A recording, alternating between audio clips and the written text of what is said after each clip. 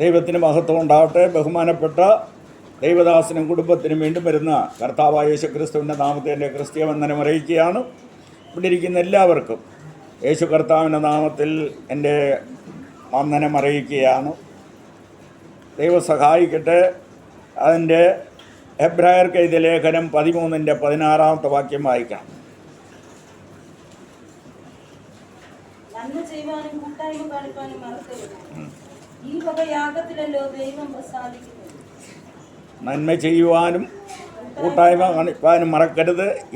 യാഗത്തിലല്ലോ ദൈവം പ്രസാദിക്കുന്നത്. ദൈവത്തിൻ്റെ ദാസ ആദ്യമായിട്ട് ഉപയോഗിച്ച ഒരു വാക്യമാണ്. അപ്പോൾ അതൊന്ന് തന്നെ ഞാൻ തുടങ്ങിയാണ്.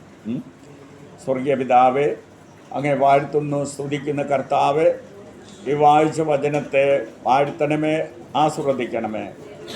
ഈ സംസാരിപ്പാൻ ശുശ്രൂഷിപ്പാൻ എന്നെ അധികാരപ്പെടുത്തണമേ. അധികാരത്തിൻ്റെ ശുശ്രൂഷ ചെയ്യണമേ. യേശു കർത്താവിൻ്റെ നാമത്തിൽ ഞങ്ങളുടെ പ്രാർത്ഥന കേൾക്കണമേ. ആമേൻ.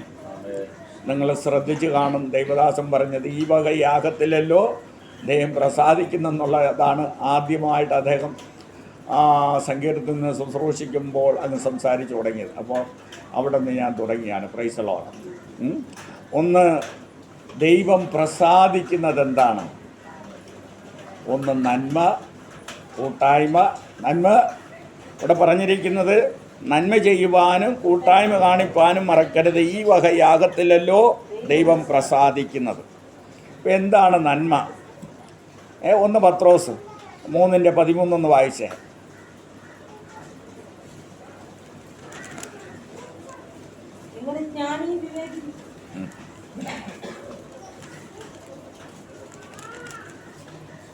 നന്മ ചെയ്യുന്നതിൽ ശുഷ്കാന്തിയുള്ളവരാകുന്നു എങ്കിൽ നിങ്ങൾക്ക് ദോഷം ചെയ്യുന്നവനാർ. അപ്പം നിങ്ങൾക്ക് നന്മ ചെയ്യുന്നതിൽ ശുഷ്കാന്തി കാണിച്ചാൽ നമുക്ക് ദോഷം വരുത്തുവാൻ ആരുമില്ല. ഒരു ദുഷ്ടശക്തിക്കോ ഒരു അന്ധകാര ശക്തികൾക്കോ ഒരു വ്യക്തികൾക്കോ നമുക്ക് ദോഷം വരുത്തുവാൻ സാധിക്കത്തില്ല. എന്ത് ചെയ്താൽ നന്മ ചെയ്താൽ.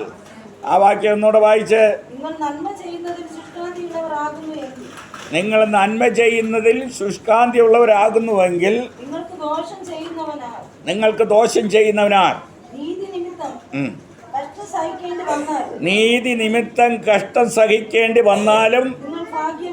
അപ്പൊ നീതി നിമിത്തം, നാം ചെയ്യുന്ന നീതി പ്രവൃത്തികൾ നിമിത്തം കഷ്ടം സഹിക്കേണ്ടി വന്നാലും എന്താ പറഞ്ഞു? നിങ്ങൾ ഭാഗ്യവാന്മാരാണ്. ആരാണ് ഭാഗ്യവാൻ? നീതി നിമിത്തം കഷ്ടം സഹിക്കുന്നവരാണ് ഭാഗ്യവാൻ. അപ്പം നന്മ ചെയ്തിട്ട് കഷ്ടം സഹിക്കുന്നതാണ് ഭാഗ്യവാൻ. ഭാഗ്യപദവിയിൽ എത്തണമെങ്കിൽ നിങ്ങളിപ്പോൾ ഒരാൾക്ക് നന്മ ചെയ്താൽ അവിടെ നിന്ന് നന്മ കിട്ടത്തില്ല. ചിലപ്പോൾ അയാളിൽ നിന്നും ഉപദ്രവമേ വരത്തുള്ളൂ. മനസ്സിലാക്കണം. അപ്പോൾ അത് സഹിക്കുന്ന ഒരു വ്യക്തിയാണ് എന്താണ്? ഭാഗ്യവാൻ. അപ്പം ഈ ഭാഗ്യപദവിയിൽ എത്തണം. നന്മ ചെയ്തിട്ട് എന്ത് ചെയ്യണം? കഷ്ടം സഹിക്കണം. അതാണ് ഭാഗ്യപദവി. Price the Lord. ദൈവത്തിന് മഹത്വം ഉണ്ടാകട്ടെ. ഒരു വാക്യം കൂടി വായിക്കേ. എഫേസ്യർ ലേഖനം 2:10 വായിച്ചേ.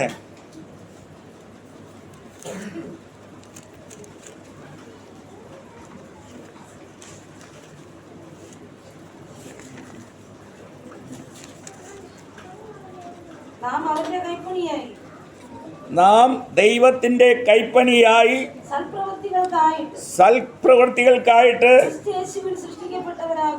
ക്രിസ്തുയേശുവിൽ സൃഷ്ടിക്കപ്പെട്ടവരായിരുന്നു. നമ്മെ സൃഷ്ടിച്ചിരിക്കുന്ന ക്രിസ്തുയേശുവിൽ സൃഷ്ടിച്ചിരിക്കുന്ന എന്തിനു വേണ്ടിയാണ്? സൽപ്രവൃത്തികൾക്കായിട്ട്.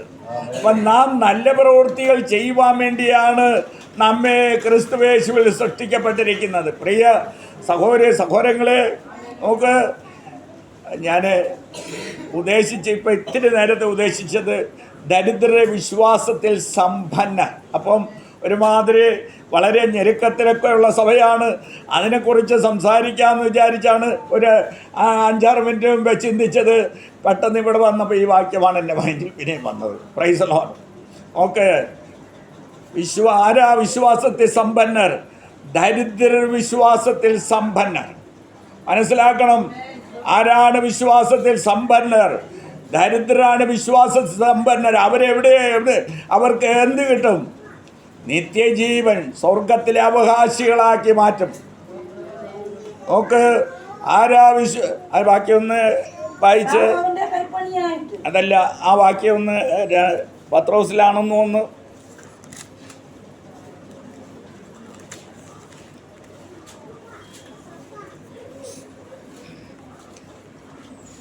നോക്ക്, ഈ യാക്കോബിൻ്റെ തന്നെ 2:5 വായിച്ചേ.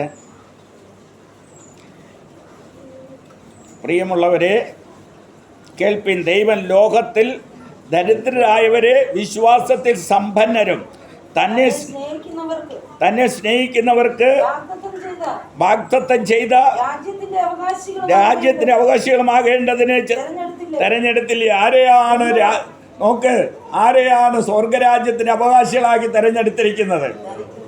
ദരിദ്രരെ നോക്കിക്കൊണ്ട് അവർക്കാണ് സ്വർഗരാജ്യത്തിൻ്റെ അവകാശികളായി തെരഞ്ഞെടുത്തിരിക്കുന്നത്.